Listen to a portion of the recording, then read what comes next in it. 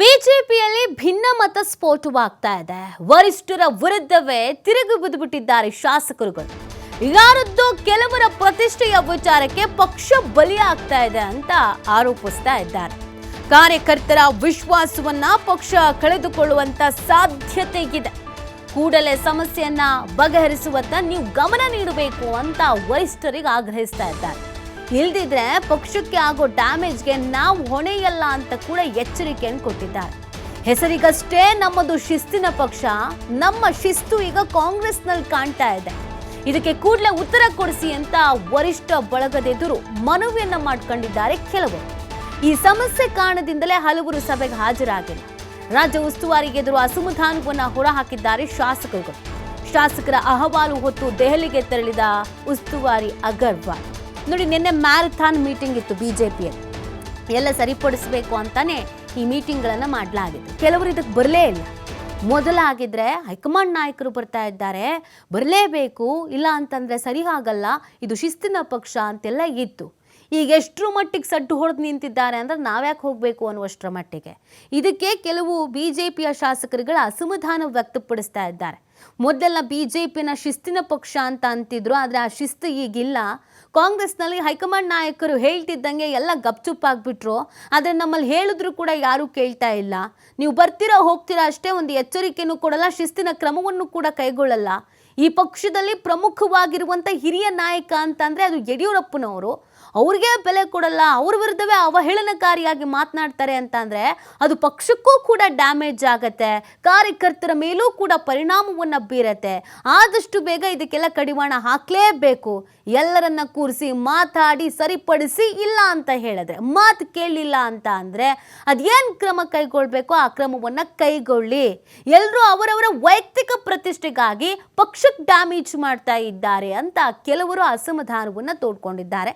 ಅದಕ್ಕೆ ಇಲ್ಲಿಗೆ ಆಗಮಿಸಿದಂಥ ಉಸ್ತುವಾರಿ ಅಗರ್ವಾಲ್ ಅವರು ಆಯಿತು ಅಂತೆಲ್ಲ ಏನೇನು ಸಮಸ್ಯೆಗಳಿತ್ತು ಅದನ್ನೆಲ್ಲವನ್ನ ಸ್ವೀಕರಿಸಿ ದೆಹಲಿಯತ್ತ ಪ್ರಯಾಣವನ್ನು ಬೆಳೆಸಿದ್ದಾರೆ.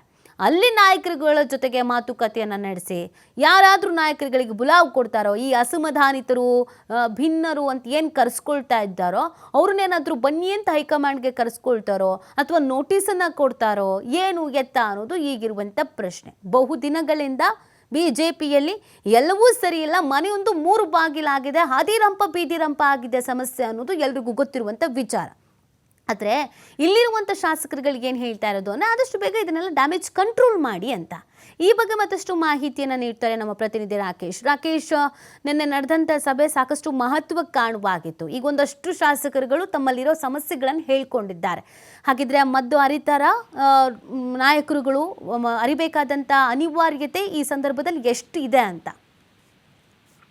ನೀತಿ ರಾಜ್ಯ ಬಿಜೆಪಿ ಒಳಗಿನ ಬಡ ರಾಜಕಾರಣದ ಸ್ಥಿತಿಗತಿಗಳಿಂದಾಗಿ ಪಕ್ಷಕ್ಕೆ ನಿಜಕ್ಕೂ ಡ್ಯಾಮೇಜ್ ಆಗಿದೆ ಅನ್ನುವಂಥ ವಿಚಾರವನ್ನ ಮೊದಲ ಬಾರಿಗೆ ಶಾಸಕರು ಪಕ್ಷದ ವರಿಷ್ಠ ನಾಯಕರ ಪ್ರತಿನಿಧಿಗಳಿಗೆ ತಿಳಿಸಿದ್ದಾರೆ. ನಿನ್ನೆ ಶಾಸಕರೊಂದಿಗೆ ಸಭೆ ನಡೆಸಿದಂತಹ ರಾಜ್ಯ ಉಸ್ತುವಾರಿ ನಾಯಕ ಮೋಹನ್ ದಾಸ್ ಅಗರ್ವಾಲ್ ಅವರ ಮುಂದೆ ಈ ವಿಚಾರವನ್ನ ಬಹುತೇಕ ಶಾಸಕರು ಪ್ರಸ್ತಾಪ ಮಾಡಿದ್ದಾರೆ. ಬಡ ರಾಜಕಾರಣದ ವಿಚಾರ ಕೇವಲ ಕೆಲವರಿಗೆ ಪ್ರತಿಷ್ಠೆಯಾಗಿ ಪರಿಣಮಿಸ್ತಾ ಇದೆ. ಆದ್ರೆ ಇದರಿಂದ ಪಕ್ಷಕ್ಕೆ ಲಾಭಕ್ಕಿಂತ ಹೆಚ್ಚಾಗಿ ನಷ್ಟವೇ ಆಗ್ತಾ ಇದೆ. ಯಾರೋ ಒಂದಿಬ್ಬರ ವಿಚಾರಗಳಿಗಾಗಿ ಇಡೀ ಪಕ್ಷ ತಲೆ ತಗ್ಗಿಸುವಂತ ಸನ್ನಿವೇಶ ನಿರ್ಮಾಣ ಆಗ್ತಿರೋದು ಸರಿಯಲ್ಲ. ಕಾರ್ಯಕರ್ತರ ವಿಶ್ವಾಸವನ್ನ ಪಕ್ಷ ಕಳೆದುಕೊಳ್ಳುವ ಹಂತದಲ್ಲಿದೆ. ಇದನ್ನ ಹೀಗೆ ಮುಂದುವರಿಸ್ತಾ ಹೋದ್ರೆ ನಿಜವಾಗಿಯೂ ನಾವು ಅವರಿಂದ ದೂರ ಉಳಿಬೇಕಾಗತ್ತೆ. ಈ ನಿಟ್ಟಿನಲ್ಲಿ ಪಕ್ಷದ ನಾಯಕರು ವರಿಷ್ಠರು ಗಮನ ಹರಿಸಲೇಬೇಕು ಅನ್ನುವಂತಹ ಒತ್ತಾಯವನ್ನ ಮಾಡಿದ್ದಾರೆ. ಪ್ರತ್ಯಕ್ಷ ಹಾಗೂ ಪರೋಕ್ಷವಾಗಿ ಈ ವಿಚಾರವನ್ನ ರಾಜ್ಯ ಉಸ್ತುವಾರಿಗಳ ಗಮನಕ್ಕೆ ತಂದಿರುವಂತಹ ಶಾಸಕರು ಈ ನಿಟ್ಟಿನಲ್ಲಿ ಅಗತ್ಯ ಕ್ರಮವನ್ನ ಕೈಗೊಳ್ಳಲೇಬೇಕು.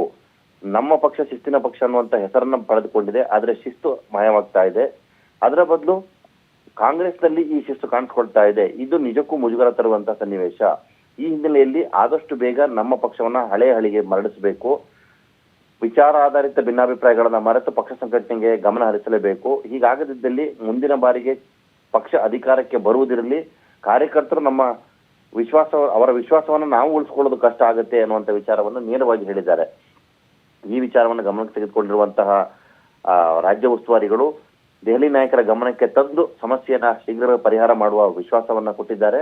ಹಾಗೆ ಫೆಬ್ರವರಿಯಲ್ಲಿ ರಾಜ್ಯಾಧ್ಯಕ್ಷರ ಚುನಾವಣೆ ನಡೆಯುವಂತಹ ಸುಳಿವನ್ನ ಕೊಟ್ಟಿದ್ದಾರೆ. ಅದರ ಪ್ರಕ್ರಿಯೆಯನ್ನ ಮುಗಿಸುವ ಮೊದಲು ಎಲ್ಲ ಸಮಸ್ಯೆಗಳಿಗೂ ಬಗೆಹರಿಸುವಂತ ವಿಶ್ವಾಸವನ್ನ ಕೊಟ್ಟಿದ್ದಾರೆ. ಆದ್ರೆ ಶಾಸಕರು ಮತ್ತು ಕಾರ್ಯಕರ್ತರ ವಲಯದಿಂದ ಬಂದಿರುವಂತಹ ಈ ರೀತಿಯ ತೀವ್ರ ಆಕ್ಷೇಪದ ಪ್ರತಿಕ್ರಿಯೆಯನ್ನ ಮೊದಲ ಬಾರಿಗೆ ಸ್ವೀಕರಿಸುವ ವಿಚಾರದಲ್ಲಿ ವರಿಷ್ಠರ ವಲಯ ಕೊಂಚ ಯೋಚನೆ ಮಾಡಿ ಮುಂದುವರಿಯುವಂತಹ ಸನ್ನಿವೇಶ ನಿರ್ಮಾಣವನ್ನ ಮಾಡಿದೆ ಅನ್ನುವಂಥದ್ದು ಮಾಹಿತಿಗಳ ಮೂಲಗಳ ವಿಚಾರ ನೀತಿ. ಓಕೆ, ಥ್ಯಾಂಕ್ ಯು ರಾಕೇಶ್ ತಮ್ಮ ಡೀಟೇಲ್ಸ್ಗಾಗಿ.